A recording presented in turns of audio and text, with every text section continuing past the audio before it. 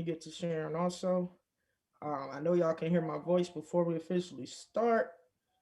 Make sure you like and share, people.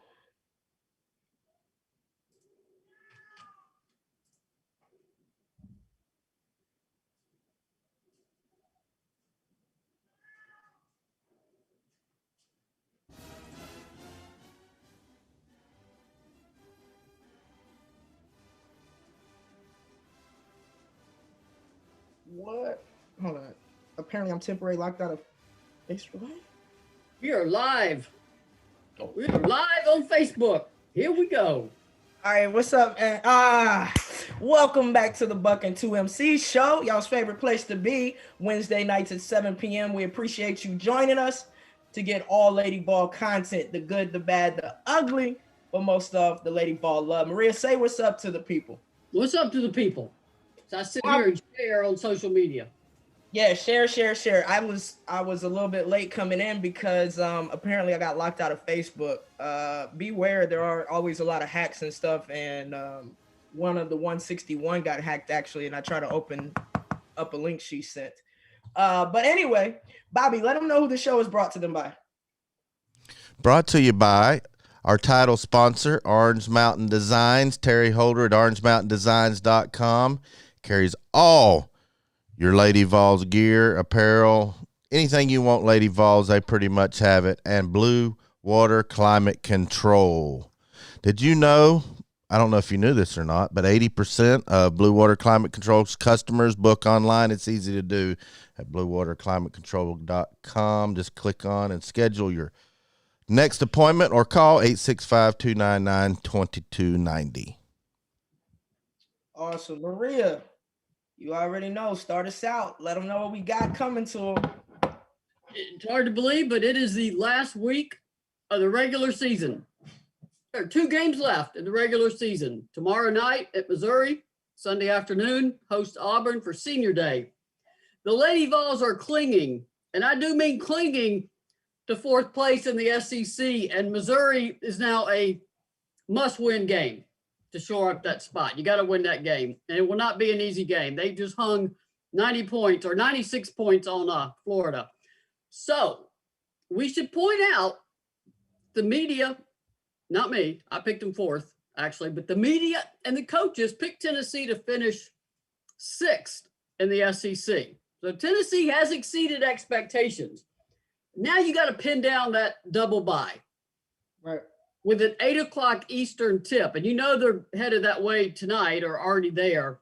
So you're waiting literally all day to play tomorrow. Alexis, what does a team do on the road when you got to wait that long? How do you find any kind of routine or rhythm just sitting around waiting to play? Yeah, it's difficult. I'm not going to lie to you because you get anxious, you get restless. And you're excited to actually do something, get on the court. The best thing that I could tell you is walk around the hotel, walk around go outside, take a walk. Just try to keep your limbs moving, stretch for sure. Get as much treatment, therapy that you can get, whether it's already for a current injury or preventative measures.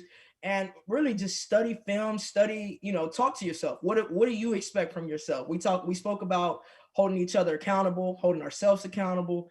And we hope that the players, have a come to Jesus kumbaya moment and each hold themselves accountable. And I think those are the days that leading up to the tournament that can happen. Let's hear from Coach Kelly Harper. Bobby will bring us in. This is her press conference on yesterday, talking about Missouri. So let's take a listen to Kelly. And I'm going to go make sure my dogs are behaving. So I'll slip out a second. Obviously, Missouri's offense relies heavily on their ability to shoot the basketball. Their spacing is great. I think the other thing that you can always count on, and I think you see it, they improve in this area all year. They're just really intelligent. So whatever defensive game plan they'll have, they will execute it. And they can give you a variety of looks. Because their kids are pretty savvy. They're also really tough. They're just tough. They're going to make hustle plays all night. They're going to know what they need to do to be successful. I think matchup wise, they can pose some problems because they can play 5 perimeter players. Alexis, when you played, Missouri wasn't even an SEC team. So you don't have any memories of going to Columbia, Missouri, do you? Zero memories. They got added later, so and it made it a 16-game season. Of course, nobody's playing 16 games this season. It's been crazy. Now, Georgia, who of course just beat Tennessee, just beat Missouri a little over a week ago. Missouri turns around and hangs almost 100 points on Florida, 96-80. And get ready for this stat if you hadn't heard it. They hit 18 three-pointers. I heard. You heard? You didn't hear it? Yeah, 18. What were they, like 18 to 26 or 18 to 23? Yeah, something 18 to 20. I think you're right. And that's what they do. They shoot. They're shooters. They spread the floor out and they shoot the ball. So this could be a track meet. Missouri certainly seems willing to do that. Or they might want to slow down Tennessee, which Georgia did, and took Tennessee completely out of its rhythm. And either style, you got to guard the arc. Alexis, how do you force tempo? How do you speed up a game that an opponent wants to slow down? You press them. You have to have that aggressive D, whether that's a 3-quarter press or a full court press, whether it's a delay and disrupt, and then, you're all over them. Obviously, we're going to have to play man-to-man and stay in the pocket of the shooters. And you're going to have to really think 1 or 2 plays ahead. You're going to have to anticipate plays. You won't have time to be stagnant. You won't have time to react after the ball is in the air. This is going to be crucial to see, like, basketball IQ, right? How do we speed them up? Like you say, we press them, pressure, make them turn the ball over, run them off of screens, run them off of that 3-point line. But the help defense has to be there. The rotation has to be there. That's the only way it's going to work, because the minute that it's not there, you lose trust in your teammates and you stop pressuring them. Now they're just taking their threes at will. So that would be something, that I think that we probably would have done back in the day, and that I would definitely do if I was facing a shooting team. And one thing you can count on is it's going to get chippy. I mean, Missouri, Tennessee always gets chippy for some reason. See, I haven't really been able to watch. Last year was like the first bit of COVID, and that was my first year retirement. So that was going to be my time to really lock in. So I'm anxious to see how this one, because this is a must win. Like you said, I want to see this one. Ladies, y'all better come and stand tall, punch them in the mouth first, and don't let your foot off their throat, period. And then you got to say goodbye to the seniors in a very strange year. Senior Day is Sunday. That's a 2:00 game. By the way, the Missouri game is SEC Plus. You can't watch it. It's online. You got to pick it up there. The Sunday game is 2 p.m. Eastern against Auburn. That is the SEC Network. Alexis, it seems like you blink and it's Senior Day. Yeah. How does 4 years go by so fast? Well, you come in, you're in high school, you're a senior in high school. I can't wait to get to college, right? I can't wait to get to college. You get to college, man, the freshman woes and learning and being put in your place. I can't wait to be an upperclassman. And then bam. And then it's like, damn, where did time go? Seriously, always hoping and wishing for that next year, or, I'll be better next year. I'll be able to do this next year. And now you're looking at it senior night, like, I wish I had, 6 more months, another month to actually complete all the things that I thought I would be able to do by this time. So you find out quickly that, number one, live in the moment, ladies. And it's hard to tell, 18 to 21, 22-year-olds to do that, because I was one of them. You couldn't have told that. But at the same time, it's very important, because blink of an eye, it's gone. You're coming in from a little freshman to a senior to oh shoot.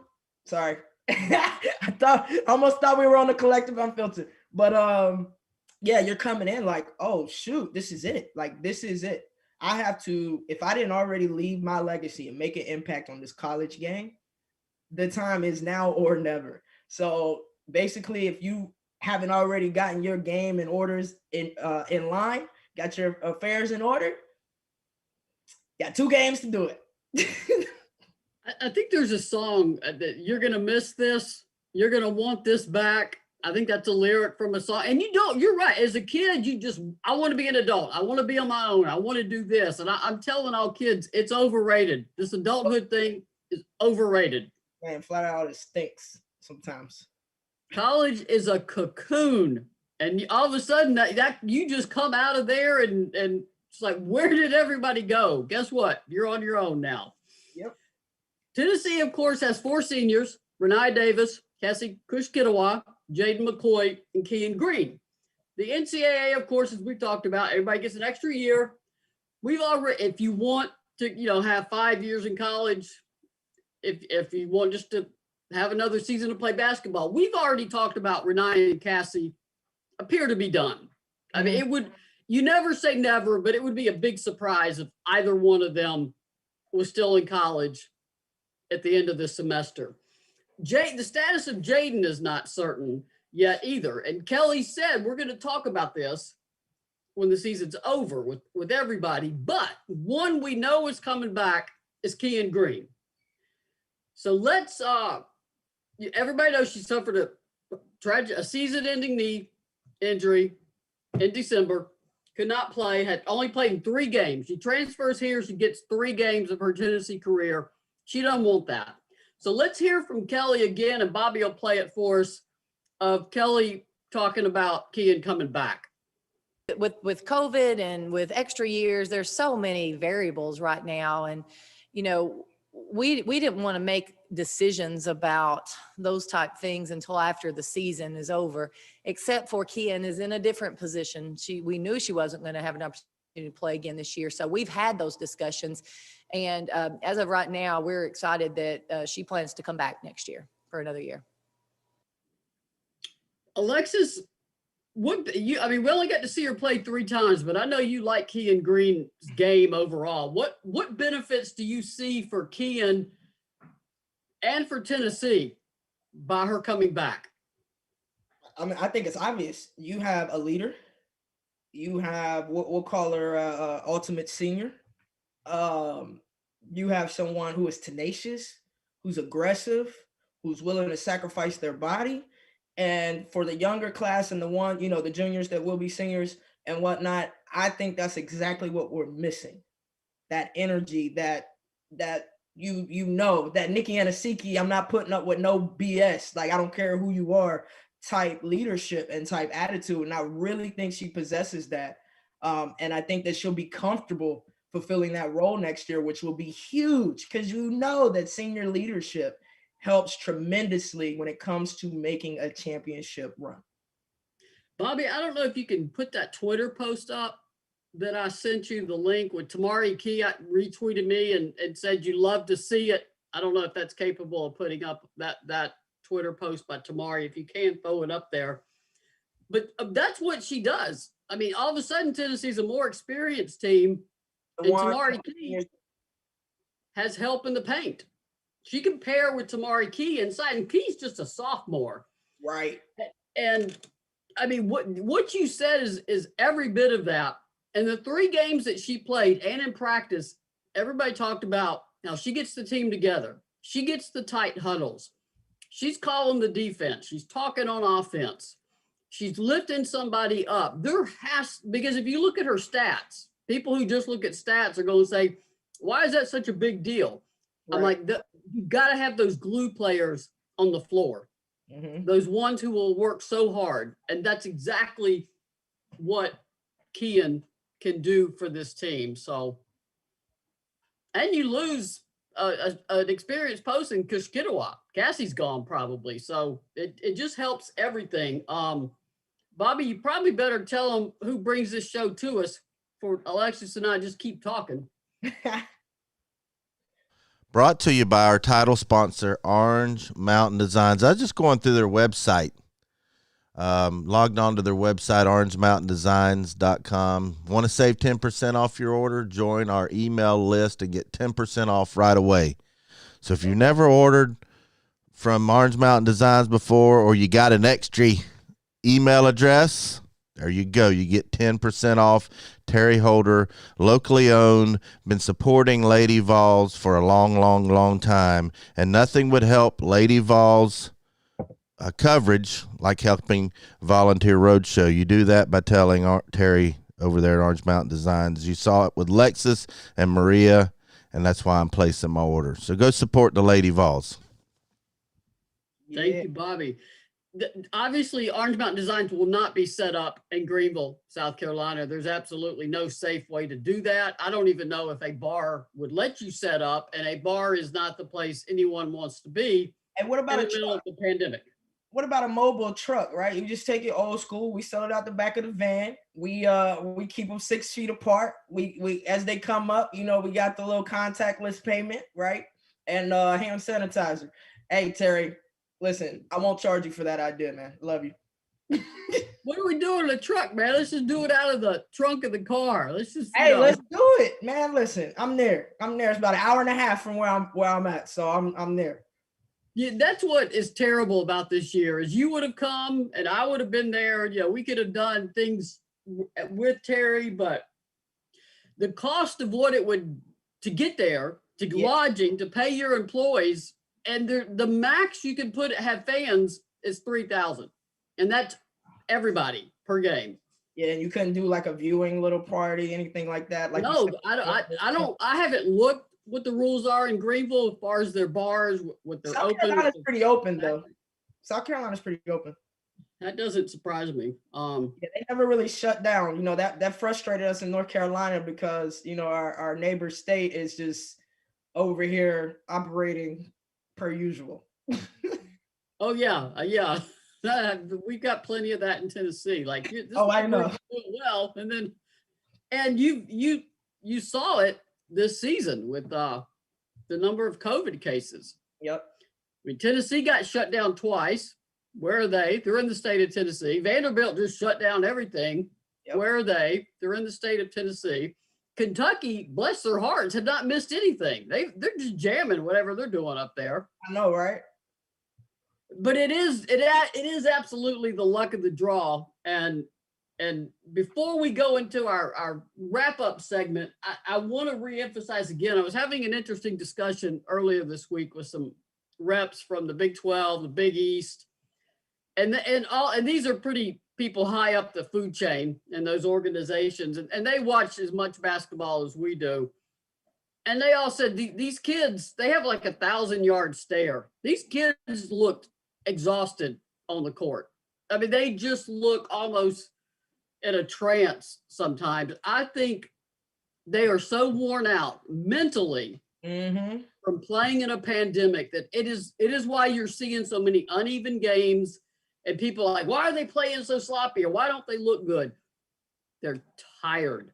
I'm tired and I'm not even run up and down the court. I can't imagine. And it's not that they're tired because of basketball. They're tired because of everything around basketball. Right.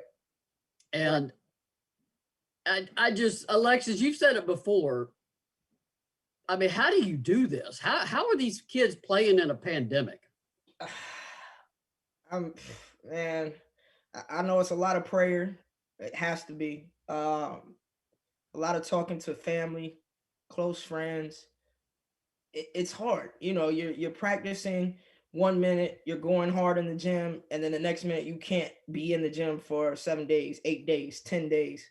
Not only that, it's a big game coming up. You get mentally, emotionally, physically ready, psyched up, and then boom, no game. And so what do you do with that energy? Now you're frustrated because you're sitting in your room or in the hotel or wherever you may be, and you have all of this pent up energy. And as a college basketball player, all you want to do is play basketball. If you're not in class, if you're not in study hall, you want to be working out and playing basketball. And when I say you, I mean real competitors, real people that love the game. So that's what I'm talking about. I know that everybody on the team isn't like that, but in general, that's deflating, right? To want something, desire something, expect something, and then don't get it over and over and over again. And that is taxing on your mind, whether it's a basketball game or a relationship. It's the same thing. Maria, we could sit here and plan to do big things together. And then every time it's time to go, it's stopped. Mm-hmm. At some point in time, more than likely, one of us, if not both of us, will become discouraged. And a lot of these girls are trying to play through that. That's tough at a young age. It's tough for anybody, but especially at a young age. And I was talking to a friend the other day by phone because I don't see anybody, just a personal experience with this. It is coming up on a full year now where I have not had contact with another human being in terms of less than a distance of 5 to 6 feet. I know. That is a weird way to live where you literally don't shake a hand, don't hug a person, literally don't have any physical contact with another human being for almost a year. I think they call that prison. I think they call that solitary. That's what I am. I'm in solitary confinement. Yeah, and please, I'm not laughing at people that are in prison or No, something. I'm not either. The family locked up, unfortunately. But serious note, though, it's pretty much like being in solitary confinement. So I'm thinking when we all get to the end of this, we're going to feel like we fell off a horse. Like, oh my God, this is finally over. I don't think while we're living it, we're fully aware of what it's doing to us because you're in it. You're just trying to get through it. And then you get through it and you're like, dang, that's what that did. So, Bobby, I'm sort of ignoring because we're not on StreamYard. We can't see the comments. So we need to be talking to some people. Yes, we got a lot of great comments. I'm going to go through and give some shout outs if you don't mind and read some of the comments. Donna Hairston, always in here. Renee Suter, Jessica Gwynn, all your regulars, all the regs. Amanda Boshears in here. Denise Tague, Karen Vogel, Robin Corby. Glad to have y'all in here. Thanks for watching. There was a good question. I'm just going to randomly read it. Read some questions. Question from Maria from Jessica Gwynn. How would you rank Renaya among all-time Lady Vols? Now that her time here is almost over, I think maybe we have underappreciated her. She has been so constant here her entire time here. Yeah, I agree. And because Tennessee has not had the postseason success that Tennessee is accustomed to, she doesn't probably get the full credit she deserves. She's had to start since she was a freshman. She's moving her way. She's already in top 15 land of points. I'm going to read you the leading scorers at Tennessee. Shamika Holtzclaw, Bridget Gordon, Candace Parker, Tamika Catchings. You're not going to touch those four right now. I mean, their jerseys are up in the rafters. So let's give them their props. Yep. But then you go to Megan Simmons, Kara Lawson, Samika Randall, Shakina Strickland, Sheila Frost, Tanya Have, Mary Ostrowski, Shauna Zolman, Shira Eli, Glory Johnson, Dana Johnson. That's your top 15 scores. You got to get Renaya up there with that list. That top 10, top 15 list. What exactly is the question again? Like I want to make sure that I answer it correctly. Yeah, read exactly what it was. I'm looking at offense. How would you rank Renaya among all-time Lady Vols? That's the question. I'll put her right behind me. Nah, seriously though. When the list that you just read, Maria, obviously I love all my Lady Vols sisters, but if I'm talking about impact at college and potential future impact, I would place her in front of Megan Simmons for a lot of reasons. She does a lot more as far as being a combo guard. Maybe I'm a little biased because our games are kind of similar, but she's earned it. I mean, like you said, she came in as a freshman with no room to say I'm a freshman. Like she was practically forced to perform since the time she got on campus. And I think that that's big because if you think about it, Candace didn't have that. Catch, Holtzclaw. Yeah, they all started as freshmen. They had that. They also had All-American teammates on either side of them. I mean, that makes a big difference. That's true. I think Kelly Jolly running the point guard. Right. Also, when you're speaking about this, she's the only one that we're comparing that played in a pandemic. So that's also hard because she didn't have a full senior year. Who knows what could have happened with her numbers, her performance, where the Lady Vols could potentially be if it was a regular season, where she could be. But I think you got to definitely put her and mention her with the top scorers and one of those players that will forever be remembered as a top impactful player for the Lady Vols. Good answer. What else we got, Bobby? We got some shout outs. I ask everybody to put in here where they're watching us from. We got Farragut, Tennessee, Huntsville, Alabama, Plains, Pennsylvania, Frostburg, Maryland, K-Town, Indiana.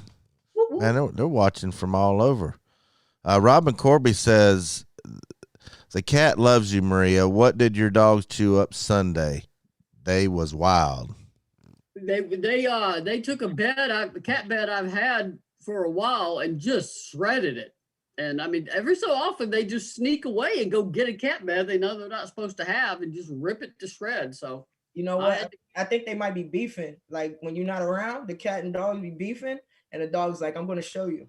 That's yes, because I've been so busy. In fact, I'll get right back to work as soon as we're off here. I quit Friday night about 11:30 working. I quit last night about 10. I mean, we're in just crunch mode all the time with my job. So they do get mad because I'm not paying attention to them. Already pets or fur babies. That's, they need that attention. Speaking of which, you mentioned how late you often work after the games. Just a quick reminder. I know that y'all expect to have our post-game commentary. We will not be having post-game commentary tomorrow. The game start time is 8 p.m. Eastern, correct?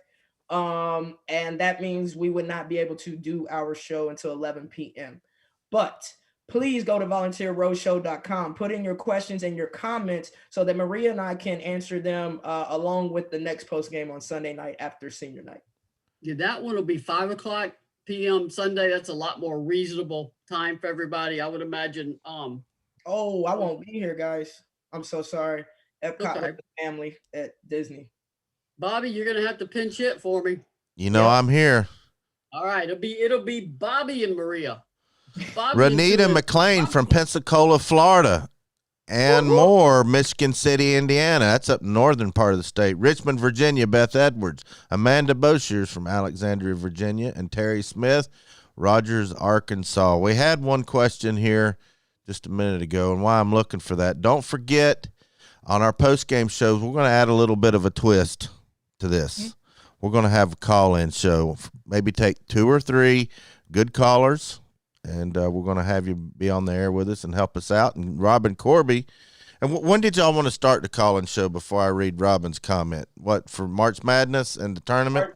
Yep, March Madness tournament. That will be Maria and I's treat to all of the Lady Vol fans so that we can interact together. I'm sure we'll have some problem solving to do during March Madness. And Lex mentioned about sending the show comments on volunteerroadshow.com. You will find the page for Bucking 2MC. There is a mailbag there. So you can just fill that out, send in the questions. We're glad to read it. And Robin Corby said, did Kelly take their phones and iPads away because when they had to actually communicate with one another when they were stranded in Texas, look how well they played to beat South Carolina? I don't think, well, they didn't start that game. I mean, the second quarter certainly wasn't anything to watch again against South Carolina. I don't think you can take their cell phones away from them really and their iPads anymore. One, they have to have their they got to do homework and study. So they got their laptops no matter what. So there's always going to be a workaround now. If you don't have your phone, you still got your laptop to do what you need to do. And was it beneficial? Yes, absolutely, to talk to each other, because we don't talk to each other enough. We're on these things all the time because it's easier. I mean, the worst thing that ever happens is you text somebody and then they call you. I mean, you just want to slap them for that. It's like I sent a text for a reason. Why are you calling me? That's old school right there. Most of the time, like you text the older crowd and they're like, "What are you talking about?" That's normally what happens. Like when I say older crowd, I do include myself because sometimes I just can't get it. Shoot a text message. Sometimes I get asked a real detailed question, and I'm like, "Look, when's a good time to call you? I can't Yeah, text." you do that with me all the time, Ariel. Yeah, I'm like, this is going to take me too long to do my text. But if you're just having a chit chat conversation, Oh, yeah. I want to talk to you. No, you don't. Well, you can voice note, guys. You don't have to pick up the phone and call. Most people, if they text you, they probably don't want you to call at that moment, to be honest. This is true. Yeah, leave a voicemail for me. But I think what we saw at Georgia too, because let's be honest, Georgia did all they could to give Tennessee that win. They left that door open all game long. I mean, Georgia was not closing that door. They shot 38% from the free throw line. I didn't even think that was possible to shoot 38% from the free throw line. I think the week of travel called up to Tennessee. I think the noon tip, they looked like they had just, were still trying to wake up and think about what was for breakfast. I think all that came together and just was a god awful game because they didn't have their legs, they didn't have their focus. It just, obviously you can't do that on Thursday night. I guess the good news is they play at 8 p.m., not noon. So you would think that they could get some kind of normal time to start a basketball game, like 6, 7, 3. But no, that gets you ready for postseason because you can have 11:30 a.m. tips or you can have 9:30 p.m. tips. So that's what it is. Yeah, those morning games aren't a joke. But our final segment, and we're going to close up at 7:45 because there's a show behind us at 8, and the Gentlemen Vols play at 9 p.m., which is another ridiculous time to tip a basketball game because it's 9 p.m. Eastern. So here we go. But Alexis, what has stood out to you in this regular season the most and women's basketball, and who surprised you in the SEC in a good or bad way or both? Well, what stood out to me is just the tenacity and the fight that these girls have being able to play through a pandemic.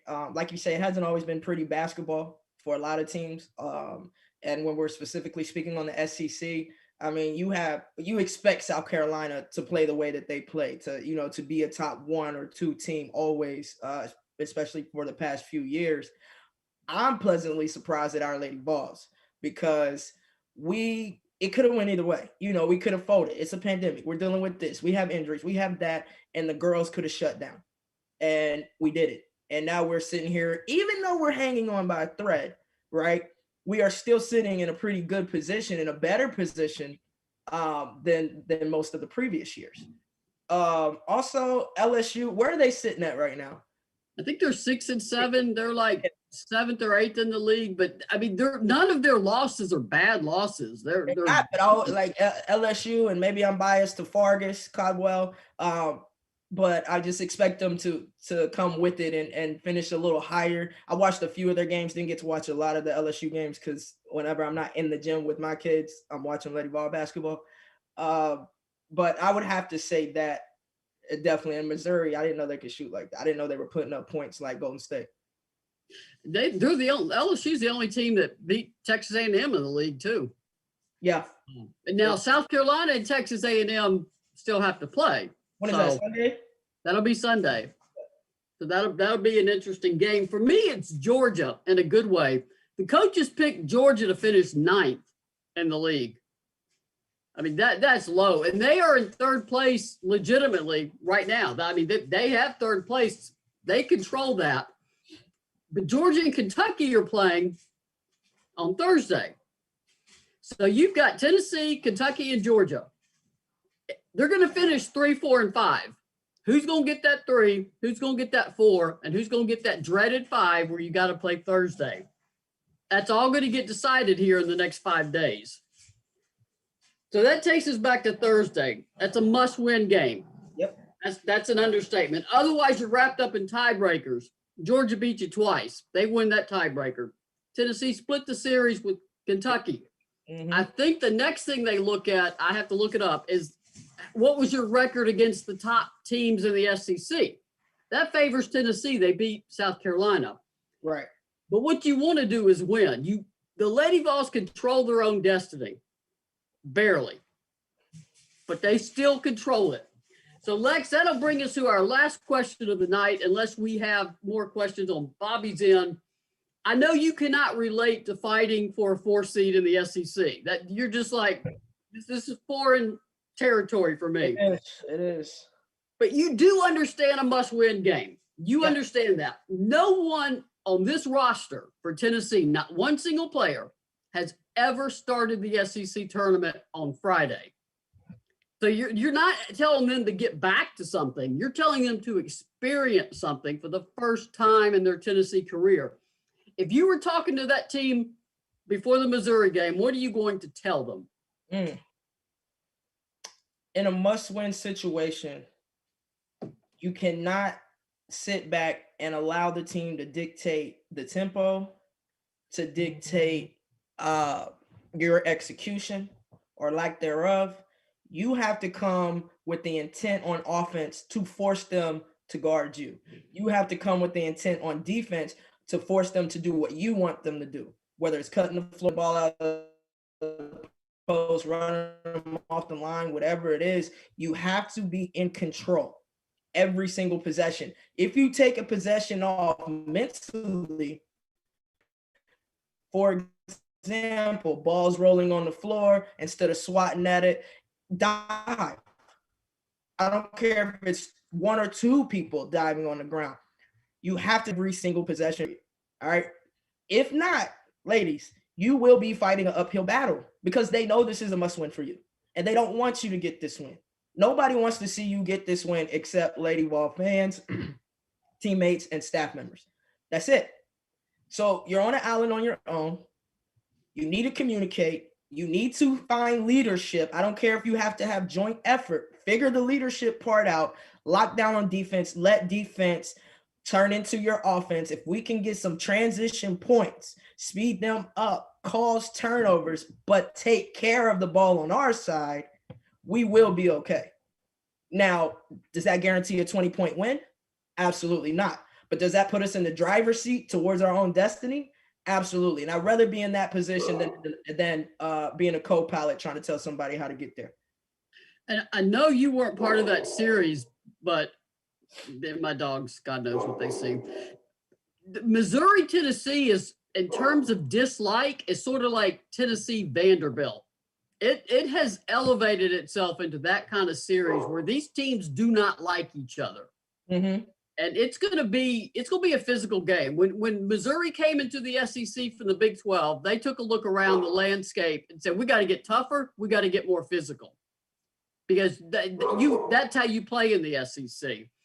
And I think sometimes Tennessee thinks they took that physicality thing a little bit too far. And there's just no love lost. Now there's not as much history with this Missouri team as there's been in the past in terms of individual players. Some of those have moved on, but I expect a chippy game and attitude and I mean, and I don't know what Renaya was saying to get in the Georgia game, but she's probably gonna have to reprise that role and be chirping away at somebody because whoever she got to that player. I would love to know what she said because I'll ask you this, Alexis, for a player to say something to you that gets you so mad that you shove them off of you, what does it take to push you to that level to where you can't just, shake your head and keep walking? Maria, every person's different. Some people can never really be triggered like that. And some people it doesn't take a lot. If you want a personal opinion or a personal insight for me, what would it take? I mean, I'd probably have to be playing bad personally. We as a team probably aren't playing good. Coach is probably already on my butt, and the person I'm guarding is eating me up. Then they want to talk smack about it? Oh, yeah, I'm in my feelings. The only thing I can do is talk smack with you. Apparently, I'm not doing anything else. So that's kind of what would trigger me. So on the losing part. Now, if I'm winning, I'm the one doing this. So I don't know what it takes. I've gotten shoved. I've gotten hit. I've gotten my shorts pulled. Everything, man. Everything. Yeah, it's people don't realize the chatter that goes on and during any game, and they're pretty sly about it too. I mean, the cameras are so good now. The cameras get so close, but y'all still find a way to get those sneaks in where the camera's not picking it Oh, up. you got to be close to them, running by them, something slick, or play. You just got tied up while you're on the ground, maybe something real slick. You find a way. Trust me, you find a way. Bobby, we got anybody chirping at us in the comments? Right before we wrap this up. No, I haven't been looking, man. I've been all over this website of Orange Mountain Designs. I got to show y'all something. This thing is nice. He's going shopping. Bobby's going Look, shopping. I clicked over here under sale items. There's this little, I don't know what y'all call this thing, but I'm going to bring it up here on the screen. That looks good. It's like a pullover. I don't know if y'all can see that or not. It's a Lady Vols pullover sweat. It looks like it keep you warm in some pretty cold weather. I gotta get me one of those. It's Maria. It's the gray one with the orange pocket, the button pocket. Oh, right yeah. there in front. Yeah, with the orange collar. Ooh, Oh yeah. man, y'all need that's nice. I'm gonna get me one of them. Yeah, that is real nice. Bobby shopping on the Buck and 2MC. Yeah, Look at it. Look at it. Hey, listen, if our producer gets so sidetracked by OrangeMountainDesigns.com, everybody watching better be on there shopping. It's Christmas in February. All right. Yep. Might as well. The calendar doesn't apply anymore. We can just declare it's Christmas right now. We don't need a month. Pretty much. And Moore says, I have that. I love it. Warm and great fit. Jessica Gwynn says, I have it. That in white. Super nice. Renee Suter says, Coach Harbor wore one of those on one of her shows recently. Those are nice. They look like they keep you warm. Yeah, they look. They're T-shirts too. We get 72 degrees here in Knoxville today. Oh, it was nice today. And we have a Denver, Colorado checking in a while back. I saw that. Johnson City, Farragut. We probably had more that's actually said where they're from. That's not from the state of Tennessee. See the power of the internet. Yes. That's what's blown me away. I started this volunteer roadshow gig 4 or 5 years ago, and I could not believe the power of the internet. I would get emails from military personnel in Korea, Germany. We've got people that watch some of our stuff in Germany, Japan, all over the world. That was just amazing to me. It's just the power of the internet. And the power of Pat Summit. Yeah, Right. Absolutely. Robin Corby said, yes, there's no audience, so you can hear the Lady Vols and other teams letting it fly all the time on HDTV. Denise Tague said that she had 2 packages arrive today. I wonder if they were from Orange Mountain Designs. Hey, let's do this. If y'all have, if you recently ordered something from Orange Mountain Designs, do us a favor. Post it at Orange Mountain Designs at Volunteer Roadshow. Go ahead and at Maria and myself, and let's get this popping. Let's help Terry expand her reach even more. Because when you do that, it just opens up. We'll be leveraging each other's network. So shout out to Terry. That just hit my head. So let's do that. That means when I get back from Florida, I got to do the same thing. And she's gonna have a special SEC tournament T-shirt that's coming out. So y'all get ready for that. And because that believe it or not, the tournament starts, the 2 lowest seeds, that starts on Wednesday. We're literally 1 week away from the SEC tournament getting underway.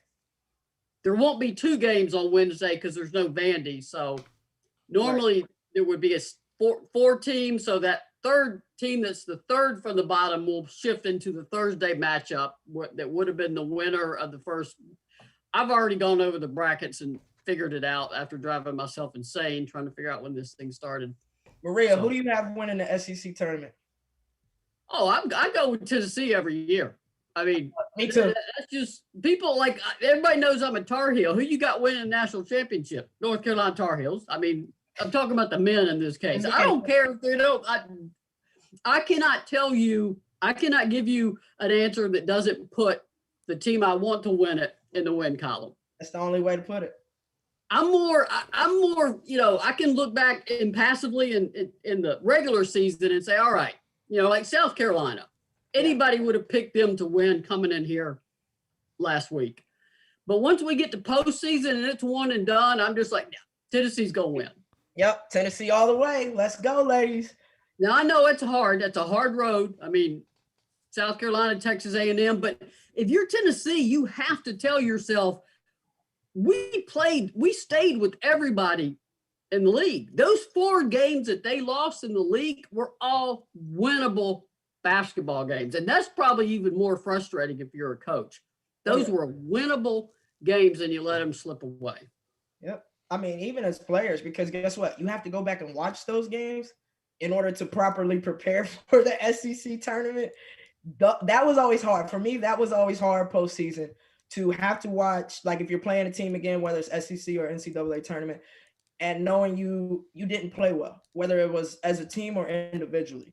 And you have to go back and watch those mistakes again after you already watched them post-game of that game. Yeah, that one right there, lady, swallow your pride because it's coming.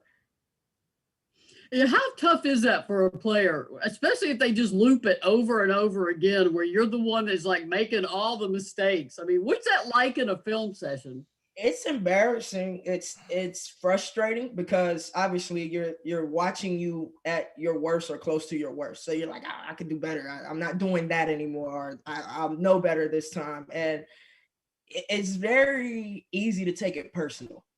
And so if you take it too personal, though, you might not get the outcome you desire because you might be stuck in your head. You might be so hyper focused about not making those same mistakes that you continue to make them, or you make new ones because you're only focused on the 1 or 2 mistakes that you were making in the previous game.